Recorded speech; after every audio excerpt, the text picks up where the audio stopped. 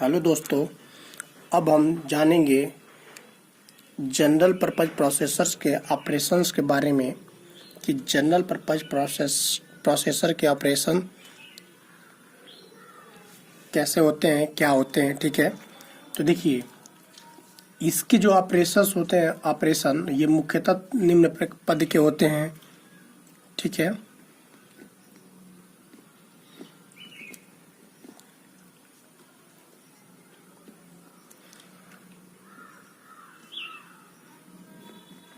ये होता है इंस्ट्रक्शंस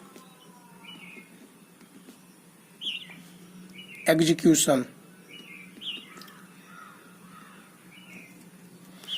देखिए एक माइक्रो प्रोसेसर में इंस्ट्रक्शंस के एग्जीक्यूशंस के लिए बहुत से बेसिक स्टेज होती हैं। ठीक है, तो हम ऑपरेशन के बारे में डिस्कस कर रहे हैं। तो इंस्ट्रक्शंस एग्जीक्यूशन क्या होता है? एक माइक्रो प्रोसेसर में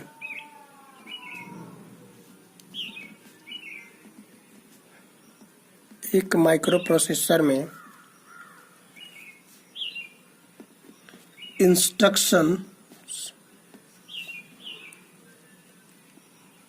के एग्जीक्यूशन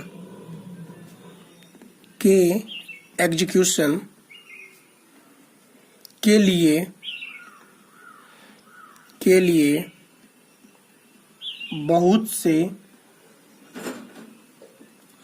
बेसिक स्टेज होते हैं। बेसिक स्टेज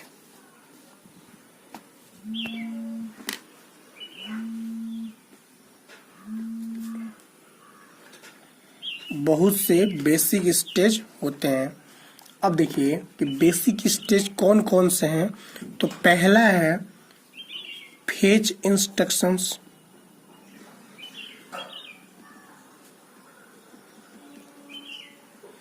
देखिए इसका काम क्या होता है फेच इंस्ट्रक्शंस का। तो फेच इंस्ट्रक्शंस, इसमें इंस्ट्रक्शंस रजिस्टर में मेमोरी से नेक्स्ट इंस्ट्रक्शंस को रीड किया जाता है। क्या किया जाता है? इंस्ट्रक्शन रजिस्टर में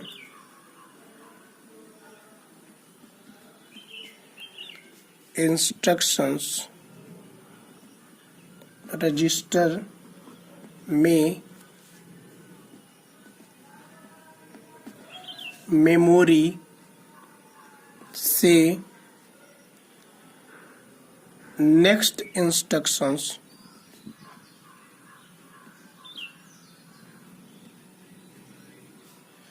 को रीड किया जाता है।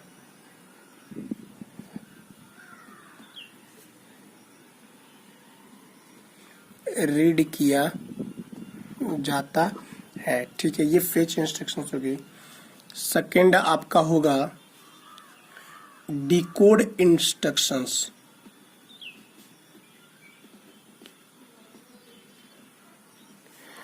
डिकोड इंस्ट्रक्शंस क्या होता है?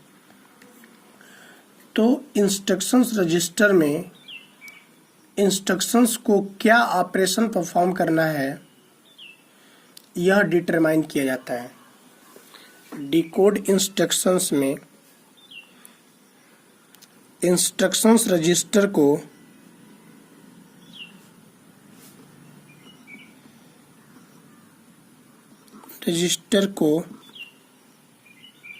क्या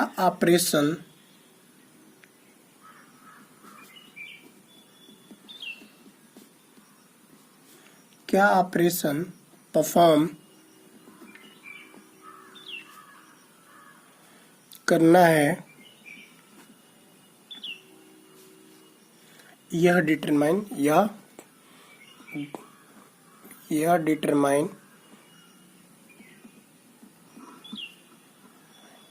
किया जाता है। ठीक है, जैसे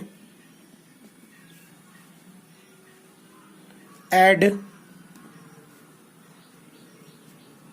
मूव, etc। ठीक है, तो ये हमारे हो गए डिकोड इंस्ट्रक्शंस।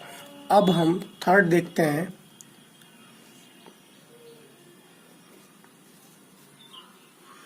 Fetch operand.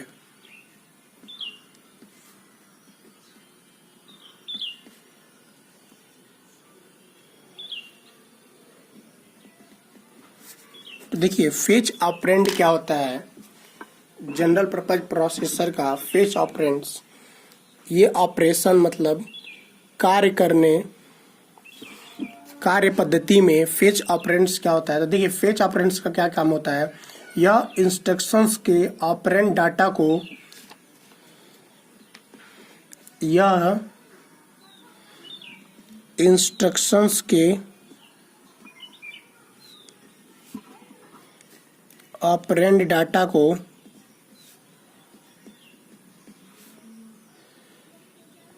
उचित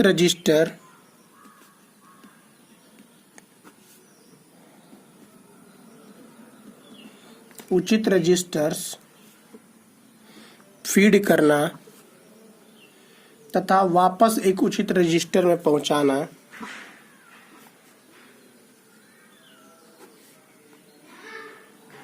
तथा वापस एक उचित रजिस्टर में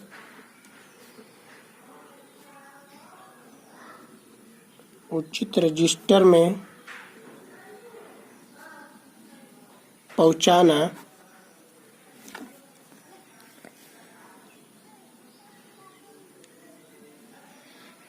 ठीक है, तो फेच ऑपरेंड्स का क्या काम है। यह इंस्ट्रक्शंस के ऑपरेंड डाटा को उचित रजिस्टर में फीड करना और तथा वापस एक उचित रजिस्टर में पहुंचाना, ये फेच ऑपरेटर्स का काम है। फिर हम आपको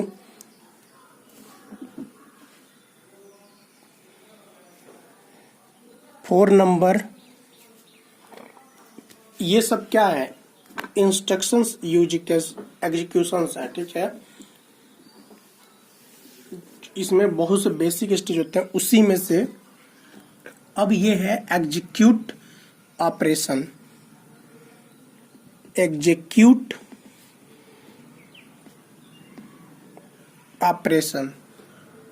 अब देखिए एग्जीक्यूट ऑपरेशन में क्या होता है।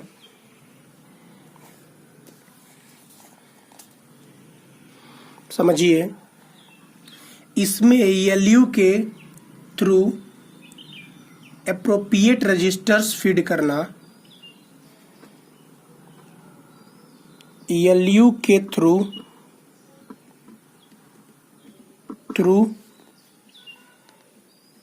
एप्रोप्रिएट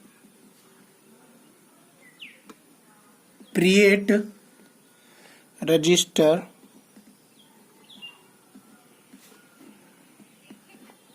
फीड करना तथा वापस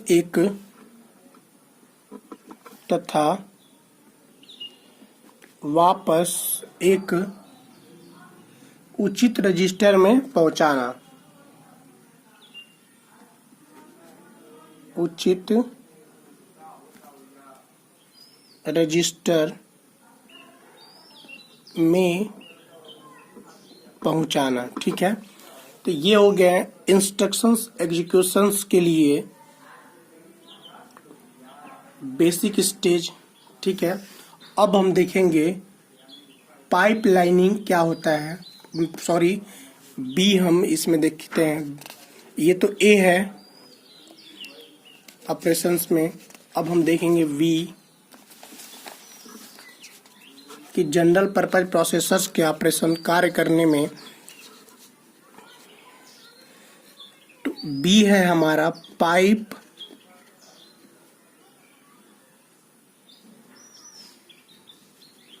लाइनिंग।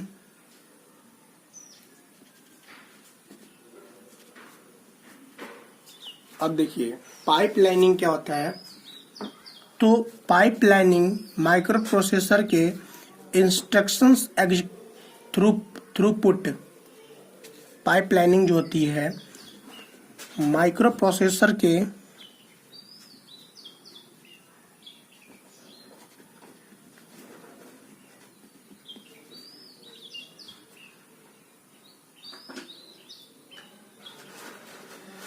माइक्रो प्रोसेस की इंस्ट्रक्शंस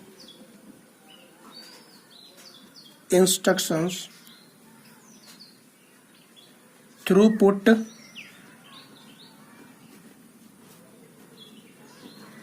थ्रूपुट को इंक्रीज करने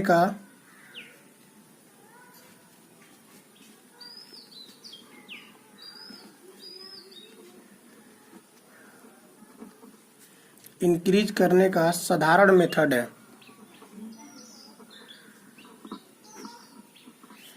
साधारण मेथड है।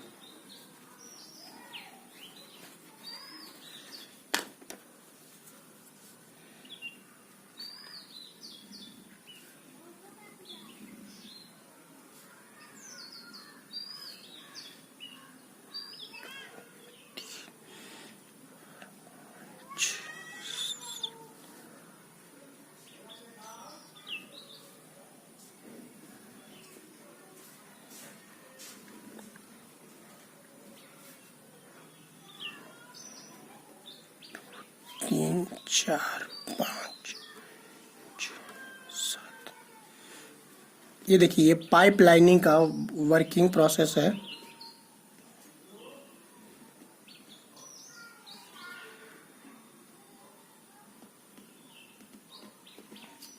पाइपलाइनिंग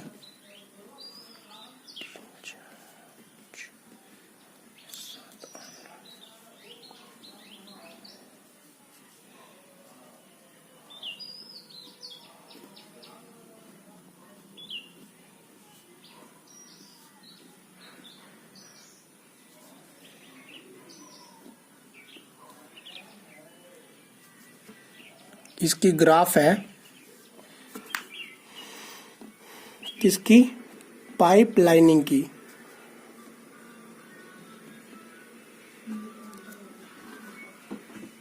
अब देखिए, पाइपलाइनिंग मेथड हम थोड़ा समझते हैं।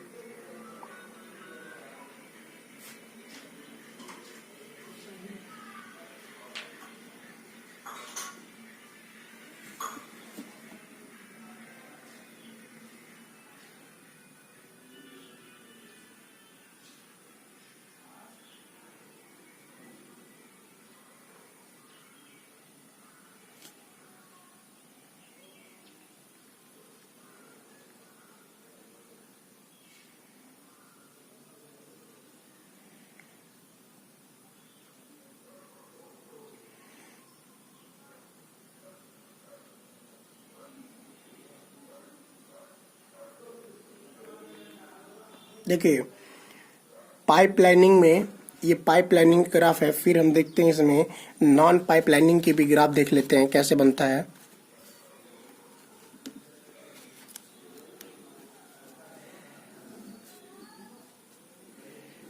पहले ग्राफ को समझ लेते हैं आसानी से।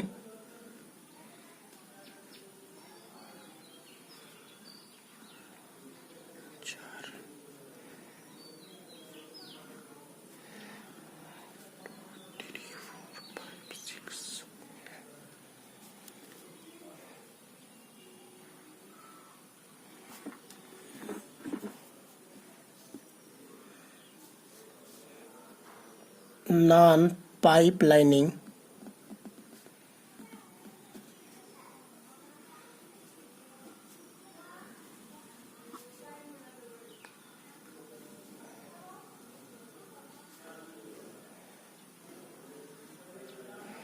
देखिए, हम क्या समझ रहे हैं, ये जनरल पर्पज प्रोसेसर का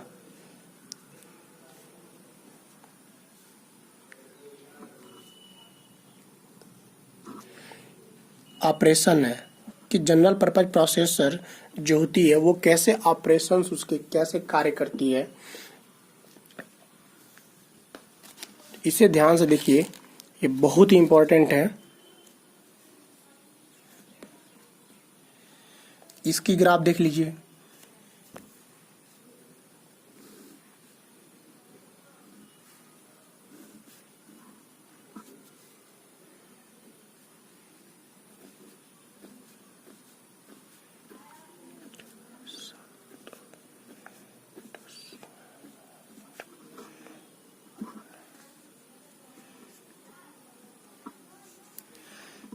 पंद्रह और ये 16, ठीक है।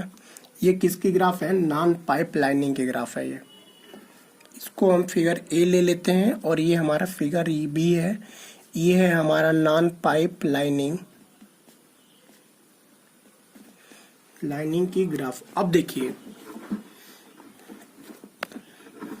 ध्यान दीजिए,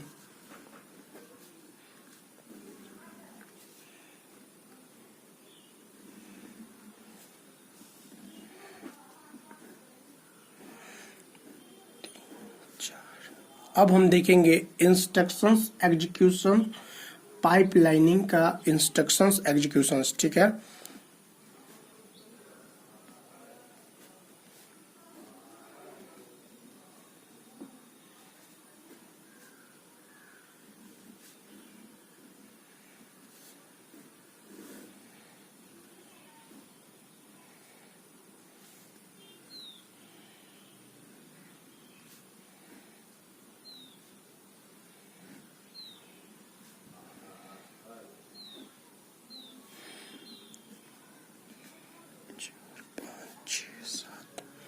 और ये 8, ये क्या हमारा फेच इंस्ट्रक्शंस। ठीक, ये है हमारा डिकोड,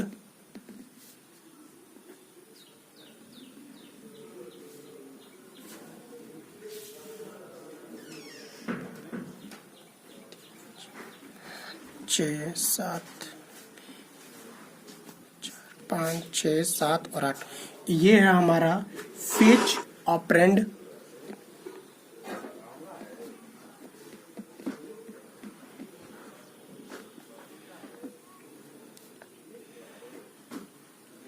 ये है हमारा एग्जीक्यूट,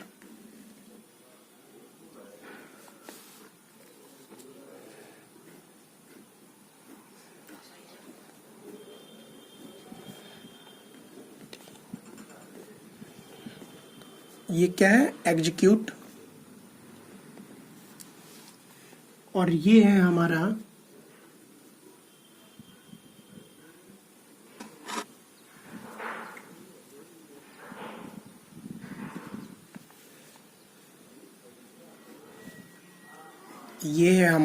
रिजल्ट।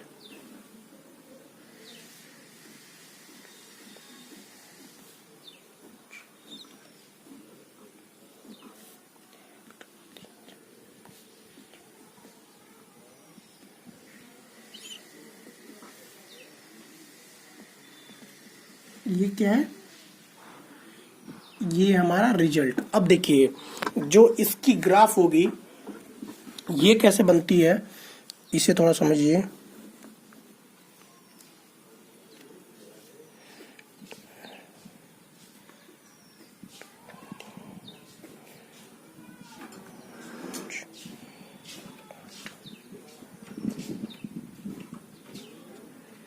ये है इसकी टाइमिंग की ग्राफ, और इससे हम कहेंगे पाइपलाइन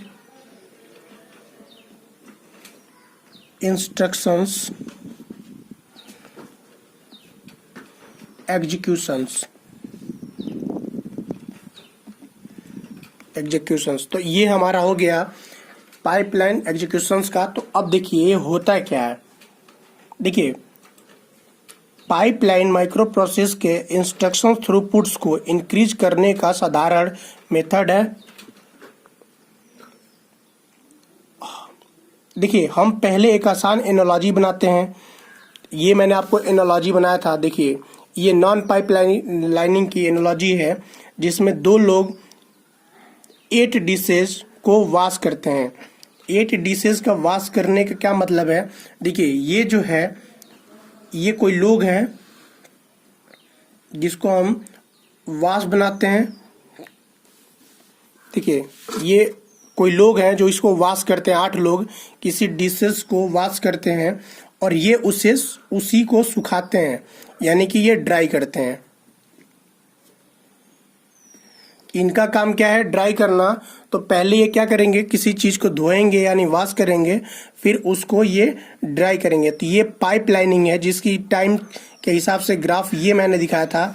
और ये नॉन पाइपलाइनिंग है, इसमें भी क्या है? पहले जो लोग होंगे वो क्या करेंगे, वॉश करेंगे, और इसमें कोई भी कॉम्बिनेशन नहीं बनती है, और फिर इसमें क्या करते हैं लोग, ड्राई करते हैं।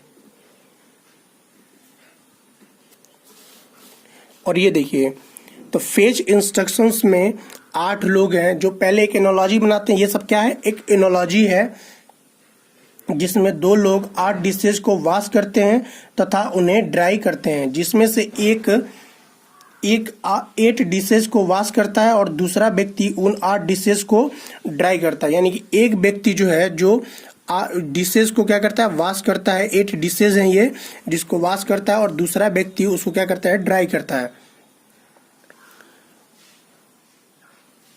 मान लेते हैं कि एक डिश को वॉश करने के लिए प्रत्येक व्यक्ति के पास 1 मिनट लेता है। मतलब अगर कोई व्यक्ति है और वॉश करने के लिए 1 मिनट का टाइम लेता है, तो प्रत्येक व्यक्ति ड्राई करने के लिए भी 1 मिनट का टाइम लेता है।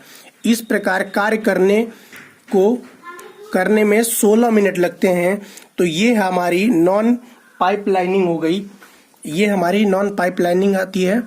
फिर देखिए, लेकिन बेहतर यह होगा कि यदि पहला व्यक्ति जैसे ही, यानी कि पाइपलाइन, उसको जो मैंने आपको सबसे फर्स्ट बताया था पाइपलाइनिंग, अगर पहला व्यक्ति जैसे ही वॉश करता है तो दूसरा व्यक्ति तुरंत उसे क्या करे, ड्राई करने लगे।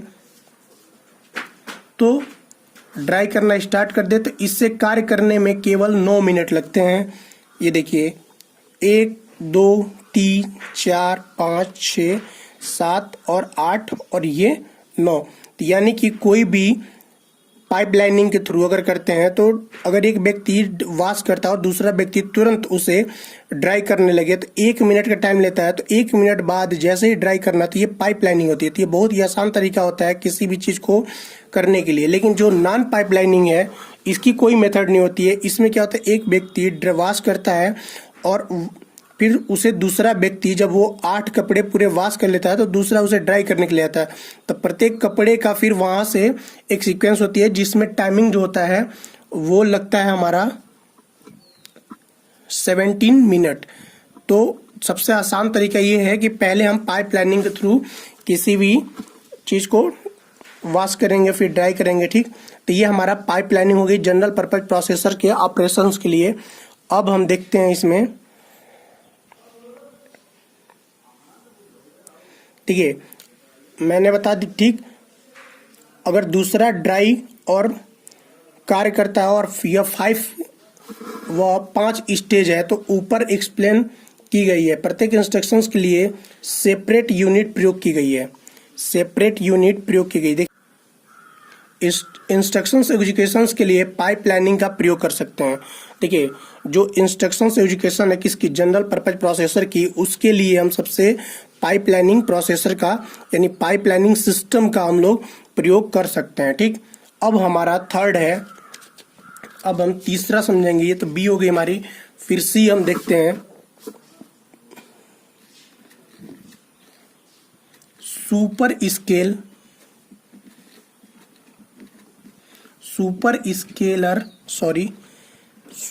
Scalar and VLIW architecture.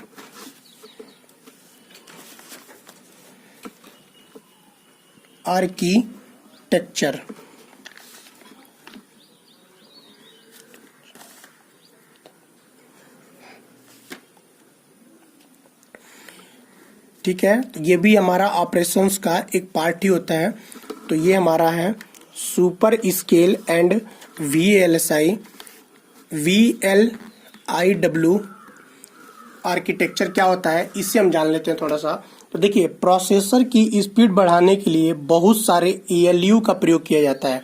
Processor का स्पीड बढ़ाने के लिए हम बहुत सारे क्या करते हैं, ALU का यूज किया जाता है। ALU हमारा होता है arithmetic logic unit, arithmetic logic unit, ठीक है। देखिए, एक सुपर स्केलर प्रोसेसर 2 या 2 से अधिक स्केलर ऑपरेशंस को पैरेलली एग्जीक्यूट कर सकता है।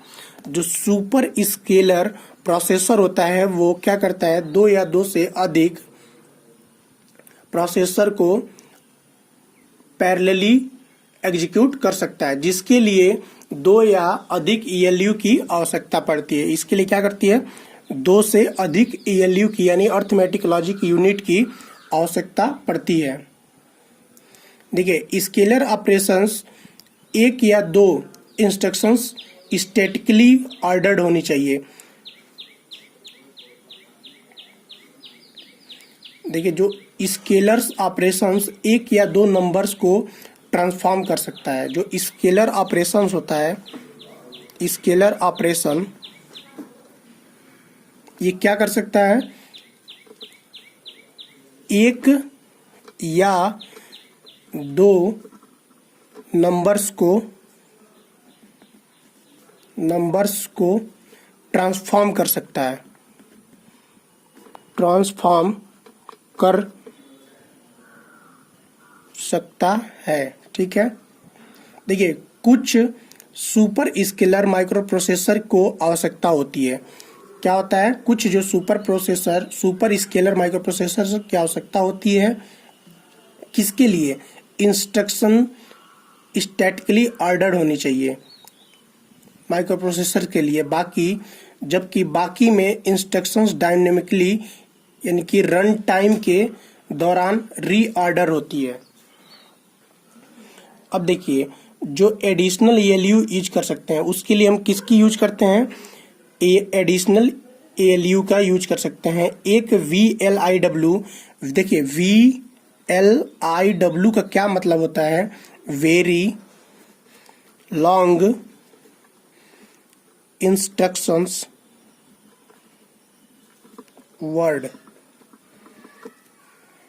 ठीक है। आर्किटेक्चर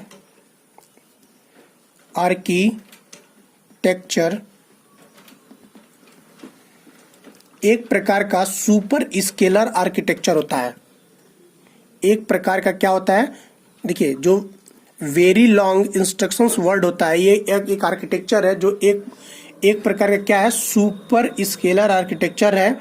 देखिए, इसका काम क्या होता है, जो सिंगल मशीन इंस्ट्रक्शंस में कई सारे ऑपरेशन इनकोड करने के काम आता है। किसके लिए काम आता है, VLIW, ऑपरेशन इनकोड करने के काम आता है। ठीक है। तो ये हम समझ लिए कि जनरल पर्पज प्रोसेसर का ऑपरेशन कैसे करते हैं। अब हमारी अगली टॉपिक होगी ASIPS। ठीक है, के बारे में हम आपको बताएंगे कि ASIPS क्या होता है, यानी इसका मतलब होता है application specific instructions set processor. ठीक है।